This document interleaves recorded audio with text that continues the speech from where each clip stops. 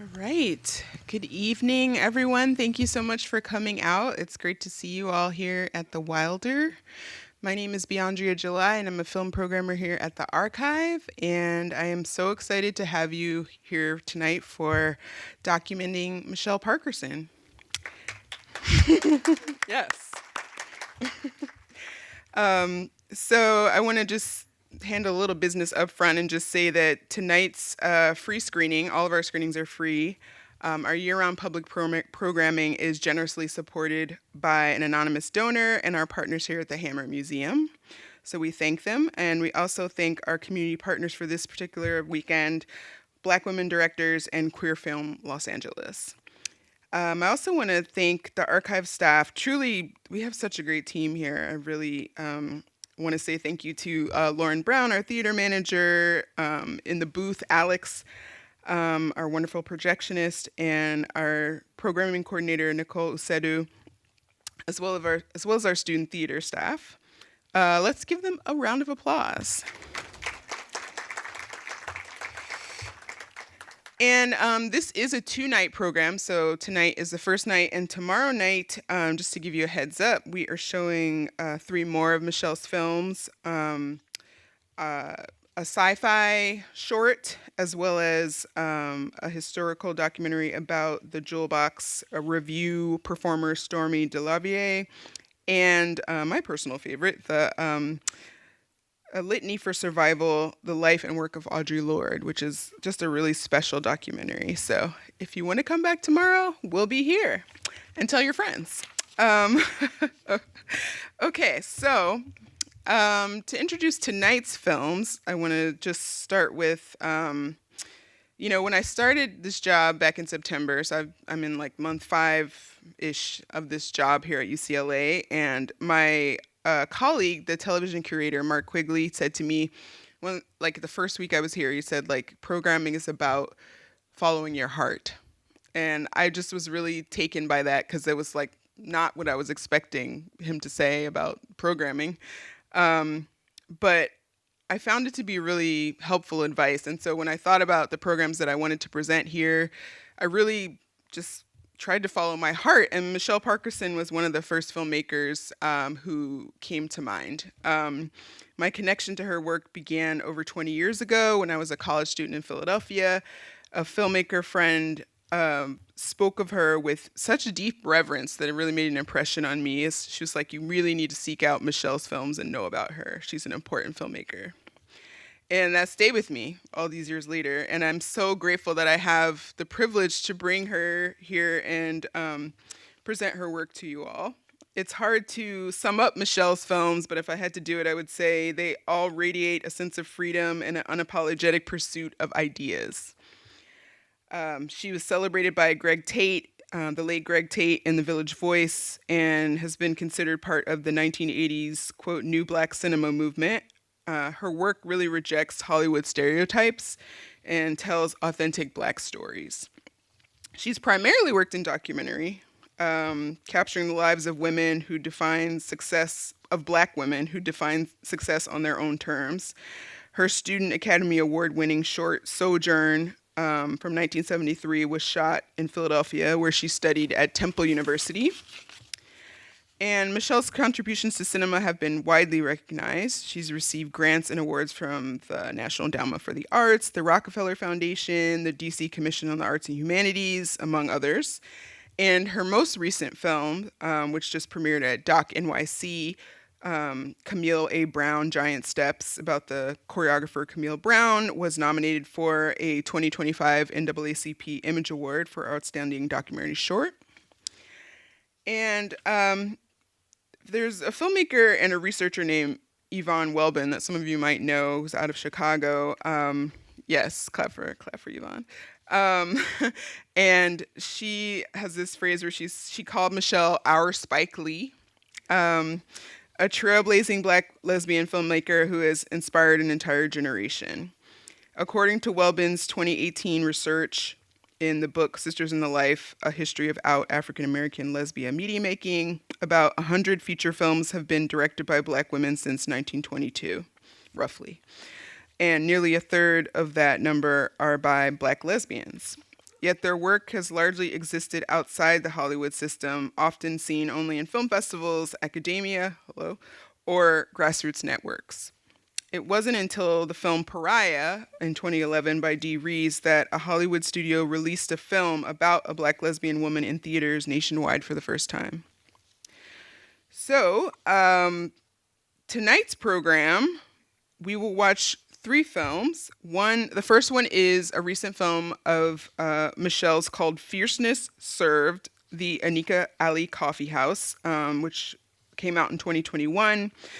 Those of you who know me know I love to tell you all the run times. It's 21 minutes. Well, actually, it's a little bit longer than that. But yeah, there you go. Thank you. It's about 35 minutes. Sorry, I had that wrong. But it's about the vital Black LGBTQ arts community in 1980s DC. It's a really special film, so you guys are lucky to be here and see it tonight. And then we'll show a documentary, feature-length documentary that's 53 minutes called But Then She's Betty Carter, which is an intimate portrait of the legendary jazz singer. And then after that, we'll have a Q&A with Michelle and Christopher Prince, who is in Fierceness Served and one of the collaborators on it. And then we'll close with another one of my personal favorites of Michelle's, which is Gotta Make This Journey, Sweet Honey in the Rock, which Michelle produced, which is just such a rousing documentary. And you'll see it feels really timely to what's going on today. And I want to close my remarks with this quote from cultural critic Angelica Jade Bastien, who writes for Vulture. And I found this review that she did of Odds and Ends, a film that we'll show tomorrow night. But she said about Michelle, what would American film like if voices like Michelle Parkerson's had been fully supported?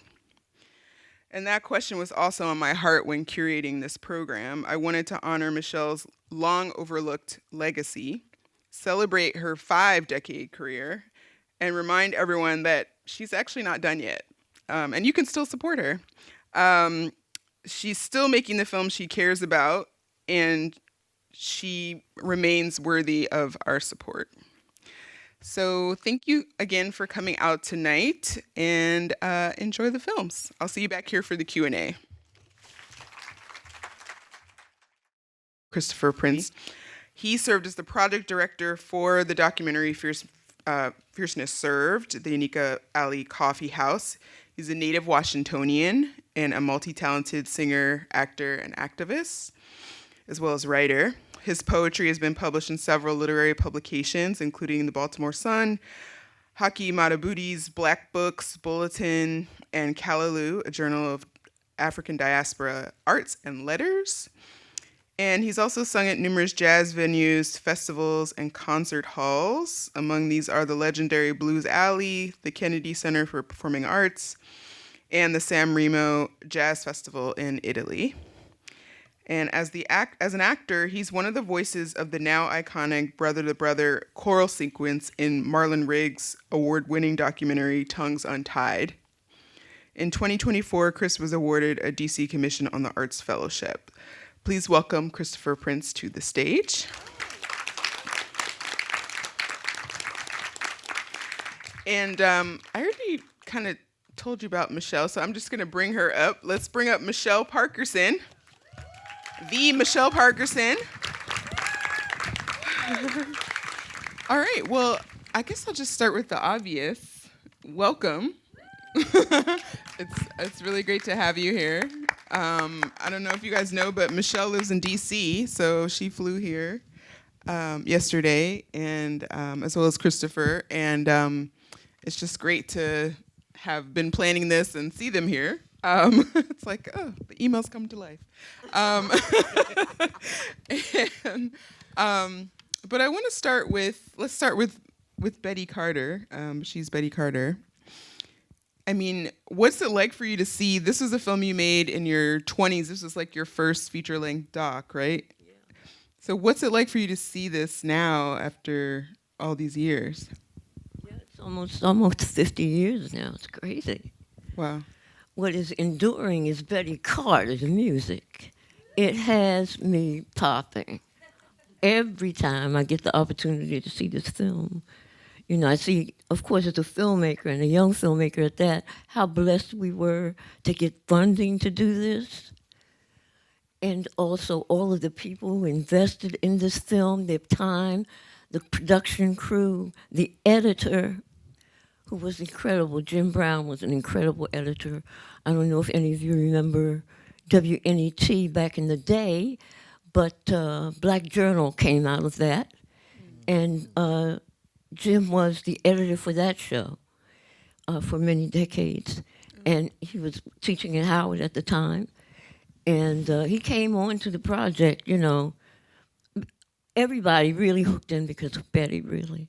I mean, they invested in, well, what is this young woman going to do? And how is she going to do? Because she's 20-something. And it evolved because of God, who was listed in the credits, along with parents who were phenomenal in their love and investment. And so how did, Betty Carter is this, well-known artist. You're this young filmmaker. How did you connect with her and convince her to sit for a documentary with you? Well, I was raised on jazz. I have my father to thank for that, and my mother to some extent. But, he knew a lot of the jazz musicians, particularly those that came out of Washington, like, there were so many, Keter Betts, bassists. They would all be coming through, lots of jazz musicians would be coming through Washington. They all knew him. He would take me out to the clubs. So I grew up on jazz, and Motown came a little later in my trajectory as a teenager. So Betty was one of those voices I heard who was just incredible. How can any one person do that? The timing, the beauty, the narrative that she would tell with her voice, extension of chords. And so I just thought, when I went to film school at Temple University in Philadelphia, and I said, you know what, this will make a really good film. As I was learning film, and I had just done one film, which was Sojourn. Thank you for bringing that up, from 1973. And forgive my mouth, I'm having extensive dental architecture, so you will see me hide behind this mask extensively, so you won't see what's not yet done. But in any event, it was just a vibe, and it was like nobody's doing this. And so, okay, Michelle, you want to make films? Go ahead, baby, try this. I went to a show. She was in Philly. I had written a treatment so she could read my idea of how the film would look. And Betty was a great advocate of young, creative energy. As you notice in her bands, there's always young people who are the musicians behind her. She fostered a program called Betty Carter's Jazz Ahead, which was a summer program for young people in Brooklyn, which is where she lived, and is now an institution in the Kennedy Center's jazz program, now for 15, 20 years. They took it over after her death and have just expanded it internationally. So I think she saw this young woman, half crazed, and still vibing from, the Singapore sling and her music. And I'm like, I want to do a film on you, and you just read this, and when you can call me back when you feel about it, and let me know what you think. And I'm halfway out the door. And she said, wait. Let me take a look. Let me see how I feel about it. And I will call you back. And she did, and so it began. Well, any, filmmakers in the audience, she just gave you a little masterclass there of like, be prepared, come with your treatment or whatever the appropriate thing is, and, be confident, approach, and you never know what can happen. So that's incredible. No, did you know, and I want to bring you in, Christopher, I just want to ask one more question about Betty. I saw you also were really enjoying the film, so feel free to chime in. One vocalist to another. Did you know right away you wanted it to be kind of like at its heart a concert film, and then bring in the, the interview portion around, build that around the concert? Or how did that evolve for you, Michelle? Yeah, I knew that people, lots of people didn't know Betty Carter's music, but many, many, many people internationally knew it. And that's what they would draw them in to see what she was like as a person, what were her opinions. Feminism was just beginning to crackle around the world, and how she interpreted that with her whole life, the way she handled her music, the way she created her own recording company. I said, this brings together so many things. And I was just honored when she said yes, and bore with a young filmmaker, whose second film this was, and a tremendous lift financially, finding the money, getting lots of licenses and clearances and producing it as well, and learning my trade through this. Right. And I see all of it was a great classroom, which sometimes make me go like this when I see it today. But Betty's music and the soundtrack for the film are the things that are still alive for me from 1980. Yeah, yeah. That's why I wanted to start with Fierceness Served and then kind of go back to where you started, because I think it's important for people to see the evolution of a filmmaker and that, they're constantly changing and evolving as you have over your long career. I also noticed, so with Betty, you were working on a team, obviously, of filmmakers, but you were the central director. And as you went along in your career, you really kind of gravitated towards projects where you were in collaboration as a director, more particularly. And Fierceness Served is the latest example of that. And so, Christopher, I wonder if you could tell me, how did you, over dinner, I tried to get to locate, when did you two meet? Was it at the Coffeehouse? And they couldn't quite remember exactly when it was. But Christopher, how did you become involved in the Fierceness Served project and come aboard as project director? Well, Fierceness Served started as a need to be recognized. There is a National Gallery of Art in D.C.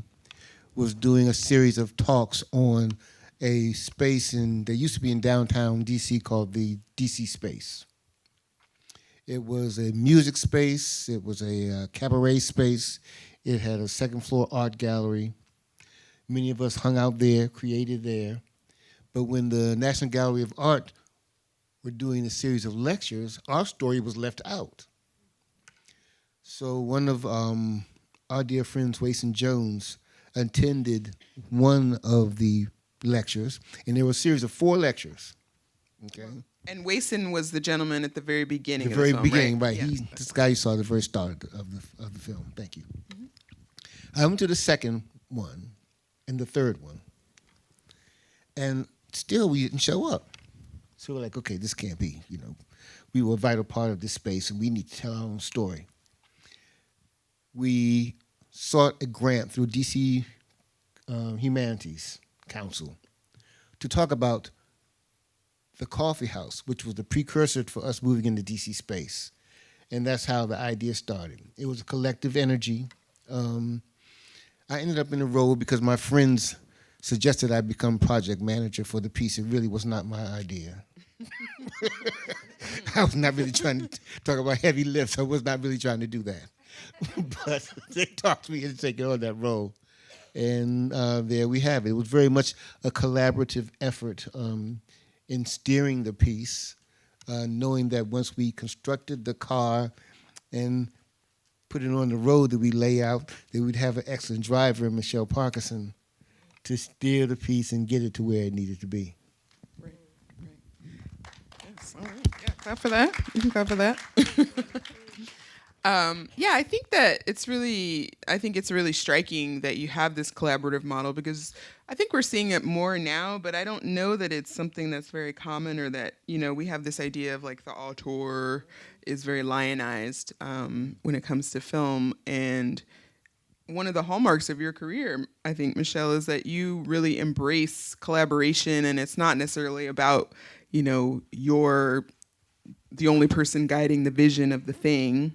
Why is collaboration so important to you, and how has it benefited your filmmaking? Well, I think as my producer that I worked on the latest project, which I could talk about a little later, which will be on air in April on PBS American Masters, is she says to me all the time, particularly when numbers don't match on the budget, et cetera, teamwork makes the dream work. And that was, though I couldn't articulate it, she beautifully articulates why I like working in collaborations.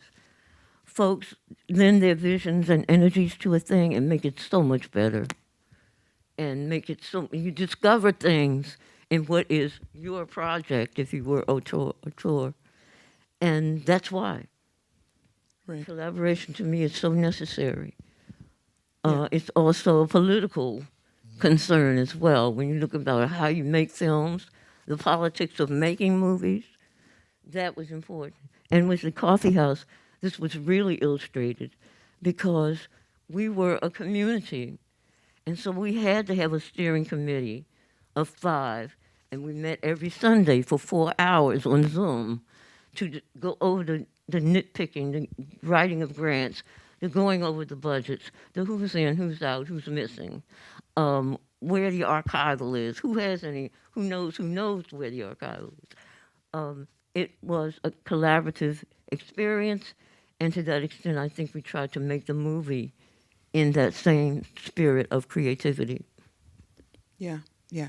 And I mean, speaking of the archival in Fierceness Served, one of the most special things to me about that documentary is just the opportunity to just gaze upon all these faces from that time period. And then you bring in what some folks are looking like today, and just that interplay between the images and all the group pictures. And it's just really rich archival. And excellent photographers, Charles Steck, Lee Mosley, Sharon Farmer. Yeah. And so I guess I just wondered if you could talk about bringing the archival together. Did you was that sort of like the first thing you did and you kind of built the film around that, or how did that work? No, I think we built the film. Well, there was also a advisory committee that we had, which was a group of about 10 people. 10 or 12 people. 10 or 12 people that we had to start collecting stories, who was at the crux of things, who was important to bring out. Then it was whether we had the archival materials to support the stories. It wasn't so much that we used the archival stuff as a basis, because sadly a lot of stuff wasn't. This was pre-digital. So a lot of stuff we just did not have. And for that Coffeehouse experience, we were in the moment. We were creating art. We were not so concerned with capturing with no sense of its historic importance or anything like that. We were doing the work. So for a lot of things, there was nothing there. So once we kind of started stitching the story together and finding out what we had to substantiate the story, and Michelle was very clear that she did not want the film to be a series of talking heads. So it really took some work of going over people's houses, seeing who had what in what kind of box, whether that stuff was still in good shape, right, to be filmed, it wasn't dust. And just, what was there. So then we kind of had to build from that. So it was kind of the opposite of what you thought. Right. And I think it's important for people to know that this film was made during COVID. You probably got some hints of that from some of the images you saw.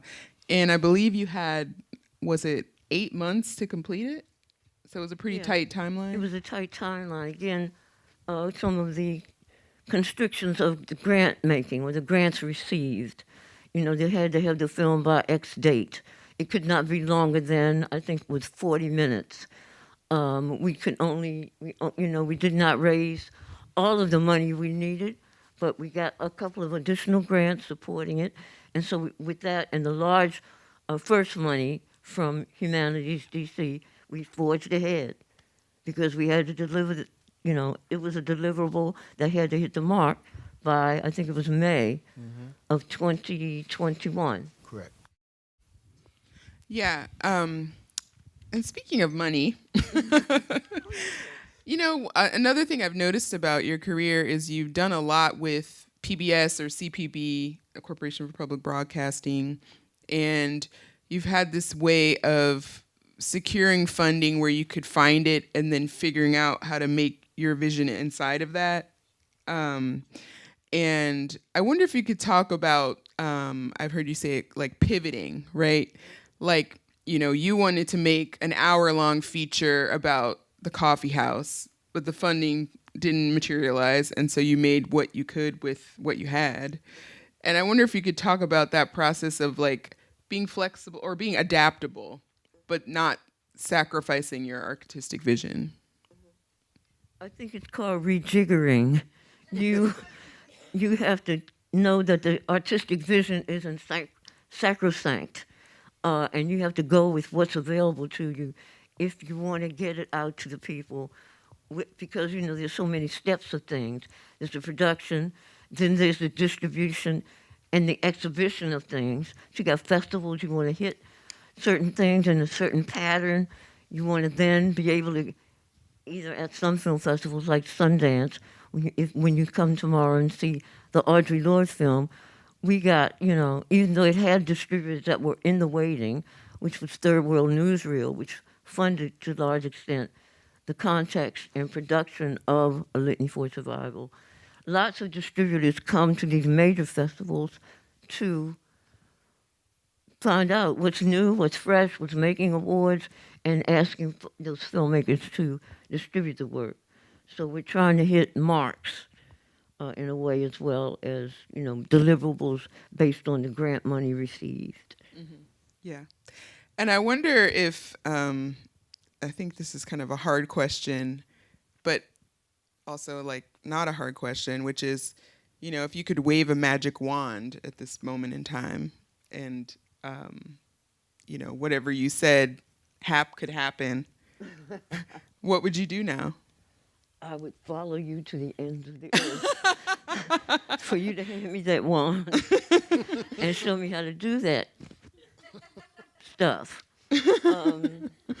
What I would do now, as I get in my third age here, at 72, you begin to look at that bucket list. And the one thing that I really want to do is a feature-length narrative. There are a couple of ideas, but one in particular I think is closer to reality than others. Thank you for asking. Yeah. Beandrea, thank you. They say you have to, put it out into the universe, right? Mixed results on that. Okay, I just want to ask some questions about. But I like that magic wand idea a lot. Yeah. Like make it happen. Make it happen. That's right. This is solely for me because we haven't seen Gotta Make This Journey yet. But for those of you who stay for that, I think you'll like hearing about this. So this is like totally Beandrea, like intuitive thing. So you're credited as a producer on Gotta Make This Journey, which if you don't know is the documentary about Sweet Honey and the Rock. And it's another concert film. But what I noticed is your name and title lands first in the credits before the director, whose name is Joseph Campbell. And it kind of lingers solo there for a few beats. And it made me wonder, like, was there something there? Like, were you supposed to be credited as a director and it wasn't possible because of how things sometimes work, or? No, again, parameters of the grant.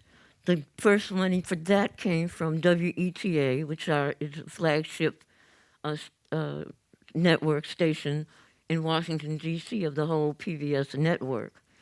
And so part of they were trying to get more involvement of black and brown and indigenous filmmakers producing work for the air. And part of the parameters were that they would give you a crew from their station and a director who's assigned to your project. So what it really boiled down was a minority producers grant.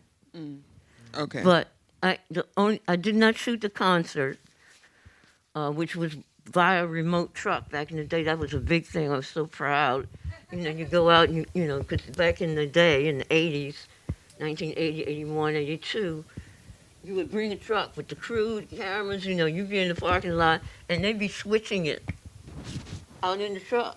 They'd be putting it together, fading up, rolling in whatever credits, whatever. Do you mind using the mic? Oh, I'm They're sorry. recording I it. just, Yeah, sorry. It's I got just so for the much posterity. architecture and Yeah. shit going on. I'm losing it. And Prevagen. I need a little more Prevagen before I stepped on this stage, but that's tomorrow. Relatable. Thank Yeah. you. Thank you. The point being that Joseph was an incredible director, one of the premier directors from WETA, still works for WETA. So when you see the concert for the 4th of July, that usually is broadcast all around the country that comes out of D.C., he's a director for it. I mean, he's got 40 years, 50 years of work. And so, I was happy he was doing it because I knew it'd be right. There would not be flaws based on, Okay. my first experience doing a remote shoot. Right. But right. he worked very well with me to make me feel comfortable in all of the things I did shoot, the interviews, the B-roll, the archival, all of that. Mm-hmm. And so what they kind of did as a favor was sit on the producer's credit a little longer. And there usually is an order. Right. Usually in movies, the director is the last thing That's you what I see. noticed. Okay? Yeah. Yeah. In television, you might see. So in this regard, it was following that formula. Okay. It was a producer. They just sat on it a little longer. And then it was Joseph Campbell. Okay. Okay. Yeah, so I had made up this whole story in my mind of like they had Drama. a beef and they didn't give her the credit she deserved. Because, as you're well aware, that happens sometimes. So I'm glad that I was completely wrong about that. I will let WETA know that. I want to open up for questions. Oh, okay, we got one right here, way in the front. If you could stand up and tell us your name and state your question. Wait till the mic comes to you. Our staff is coming to hand you a mic. Hello. Okay, my question is, first of all, great 2 films. Looking forward to the rest. But I just wanted to share a little story. Me and Michelle go way back. We toured showing our films in Philadelphia way back. She already gave her age, so in 73 and 74. But what I want to add is we went to Betty Carter's house to get the production started. And thanks to Michelle, I got to meet her and hear the stories. And then the lights went out. I don't know if you remember that. And we had to go to Betty's basement to turn the lights in her Brooklyn house went out. And we had to go downstairs to the basement. And that and seeing my friend again is a memorable moment of spending that day with Miss Betty Carter. She is so real, so down to earth. When you saw the sheet music, she taught us that people like Hamp and all the big guys taught her how to write sheet music. Those were her songs that they were playing. I just wanted to add that to the thing. Okay. Thank you, Chauncey. Thank you, Chauncey. BTS. We Thank love you, that. Chauncey. Anyone else have a question? With a group of questions here. First of all, I went to Temple University. I didn't go to Temple University. I was born at Temple University Hospital. So hearing about Philadelphia, it just brings me back to my hometown. So wonderful that you did your stuff in Philly. But I have a question for you and for Christopher. Number one, programs like the National Endowment of Arts and things in Washington, D.C., a lot of those programs have been eliminated for filmmakers and artists. What should a filmmaker or artist do now, and this is to Michelle, to get their art produced? And my question for Christopher, so I can give the mic to someone else. My question for Christopher was, that piece that you sang at the end was just beautiful in the film. What inspired that? That's it. That's it for me. You want to start, Christopher? Sure, I'll start. Well, that piece at the end is a piece, the lyrics are by Essex Hemphill, and the music is by Larry Duckett. It was a piece that Essex he asked me to do that back in the 80s. It's part of a larger production that he had, and it was in the can for a while. And I rarely even perform the piece, and I'm the only one that really does it. But just so I can't hold on to any inspiration. It was purely under instruction that piece came about. I was doing what I was told. Yes, we must, as Sonia Sanchez says, resist, resist, resist, and keep moving forward. Pivot was one of our production words. Another one was onward. And it's getting ready to get crazy now, as you see. You know, Donald Trump is now chairman of the Kennedy Center. The NEA and the NEH and everybody, the headquarters there in D.C., everybody's hearing the sound of rushing air and scissors. And so it's like, you know, you got to be in war mode about it. But the beauty of these times is that things are digital. So you can do crowdfunding, crowdsourcing, all kinds of ways of raising money without, it's maybe not as easy. Certainly you don't have to produce the tomes that you have in terms of grant applications themselves. They're really quite, they should be their own form of literature, people, you know. As a matter of fact, I used to teach grant making because it's like, you know. So the digital world helps bring some of the ease on that in terms of the shutdown that's happening day upon day upon day with the current president, whose name I will not mention again. And so, you know, we are creative people. We're not here by mistake. We're on the wisdom and the creativity of others whose situations were far more drastic than our own. And so we must learn, create, take the technology, figure out what Elon Musk has no sense of, and get your money, honey, and do what you have to do. Because these things we talk cost money. It's not just aesthetics, as you said in your opening remarks, which are great. It's not just aesthetics. The auteur sensibility you have will not carry you. This is a cash and carry business. This is a deliverable state. This is licenses, and for every bit of music or bite or picture, somebody has to give you permissions. This is a legal experience you're watching as well. So we've got to keep that part of our creativity and invention more than anything, going along to rebuke what's in process now, short of getting rid of Mr. Trump. With Fierceness Served, we had to, again, use our imagination. We did crowdfunding for Fierceness Served as well, even though we had that major grant from Humanities DC. We sought smaller community grants from entities that were not attached to any governmental restrictions, and we did crowdsourcing. And we hustled, you know, each step we just hustled to get the money going, and that's what folks are going to have to do. You know, hustling is not something new for us. You know, we know how to do this. It's cellular.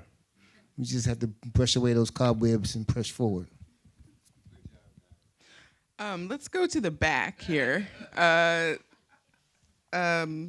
Is the person with the mic here still? Can you raise your hand high so they can see you? Yes, you. Mm-hmm. Hi. I just want to say that both of the films are very impactful, especially for me. I'm a Howard graduate, studied African American. You know, and I'm also an ethnomusicology PhD student. And Betty Carter is one of my favorite artists. So it was just amazing seeing it again, like years later.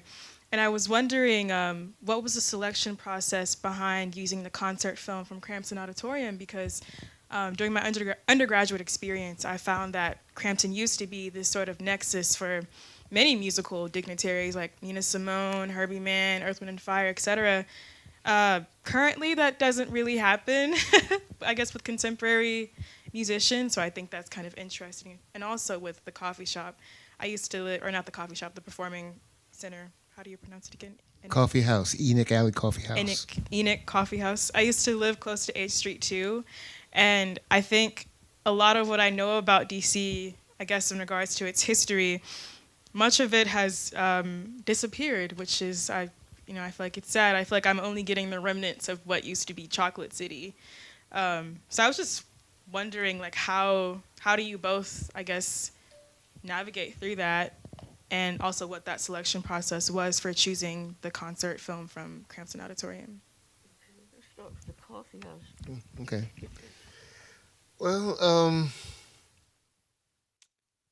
it's like chocolate shavings now. And it's bittersweet, not to keep the metaphor going too long, but you hold on because you are.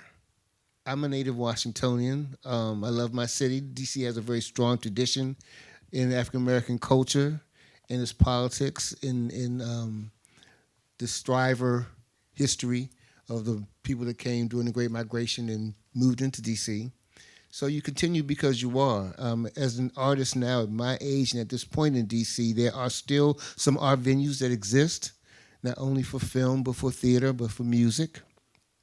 There are some places that, again, are not within the grip of the federal government that work very diligently and consciously to be open spaces for all of the city.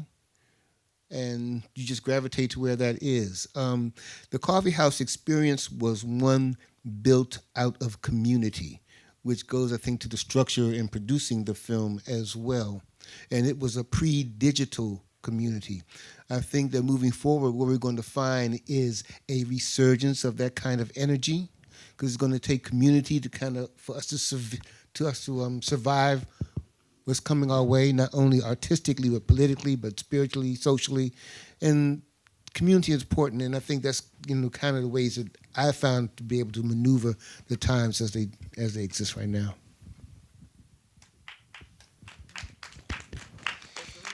Thank you for that question. Okay, this will be the last question. Get the answer about. She need to move on. Okay. That's the way Q&As work. Not everyone gets their question answered. Why don't you pick the last person? No, thank you. Okay. Well, does anyone else have their hand up, or? I'm the only person. Okay. Well, there you go. This is a shy. We love the first row, but this is a You shy gotta person be right here. confident It's in kind of your halfway. There you go, girl. because Put that we hand won't be up. able to see you otherwise. The lights are bright. Hi. Okay. This guy. So in the Betty Carter film, I thought it was really cool how you were able to weave the narrative of the interview into the predetermined set list of the concert, so that while we hear about the development of her craft, so we also see the development through the concert. And I felt as she was talking about how she improved as a performer, it kind of climaxed with the last piece in the concert. And I was wondering how it was different with the Coffeehouse film, to be able to create that narrative and to pick what pieces are being performed, versus working with a predetermined set list.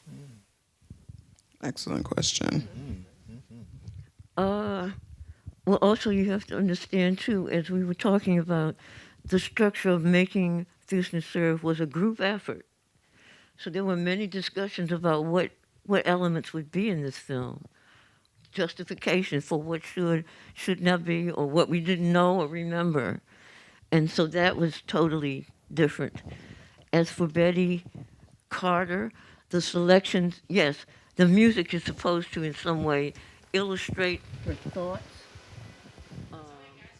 Illustrate what you see of her at home, sewing her costumes, or what going to her kids' graduation. What's the life? Who is the person behind this fantastic genius of music that you're seeing? Because that would not have been, to me, a fully engaging film, but certainly be one I would pay to see anyhow, because Betty is just phenomenal. But I wanted it to be like a commentary. The film is in discussion with itself, or validating the narrative with the music, and sometimes what she says justifies the selection of music. Some of them were her greatest hits as well, like the Trolley Song everybody that's a Betty Carter fan knows that one. The Surrey, moving on. She didn't do Surrey with the fringe on top, but that's another hit. Baby, It's Cold Outside. These were big hits for her when she was working with Columbia, when she did the collab with Ray Charles. So there were certain things I knew I needed to hit for all of the fans out there that knew Betty and knew the ones they wanted to hear. And also to show the synergy of how she works with her band and how they support what she does as well, because I found that part to be fascinating. And then you have then you have Lionel Hampton come in and bring back the foundations of Betty Carter's evolution as a singer. Not just a scat singer, but a phenomenal jazz singer in terms of ballads, a whole range of films. And her selection of unusual music for a jazz singer is also a hallmark of her artistry as well. I don't hear too many. I don't hear Sarah Vaughan do Surrey with the fringe on top, but Betty Carter did. You know, it's like clang, clang, clang. With who would even put that in jazz, right? You know, Betty Carter did, because she's brilliant like that. She knew the phenomenal flexibility and elasticity of the music known as jazz and the roots of where it came from and how it can be applied. Okay, well, that is going to conclude the Q&A, but Michelle will be back tomorrow night with 2 additional collaborators on the films we're showing tomorrow night, one of whom I think is in the audience. Yes, Ada that is back there. Ada Ada snuck in. Talk about collaboration. The co-director of the Audre Lorde doc. We'd love to see you back. And we're going to show now, Gotta Make That Journey, Gotta Make This Journey, with Sweet Honey in the Rock. If you've been feeling kind of bummed out lately, I'm not sure why, this film will really like revive your spirit. And that's why I put it last, and that's why I wanted it to be in this selection, because I really feel like it's good medicine for what we need now, even though when I programmed it, it was several months ago before all this came out. But yeah, so that's my pitch for you to stay. And we're going to go ahead and get started. Move off the theater. Thank you all for coming out. Thank you. And thank you for having us. Beandrea. Beandrea.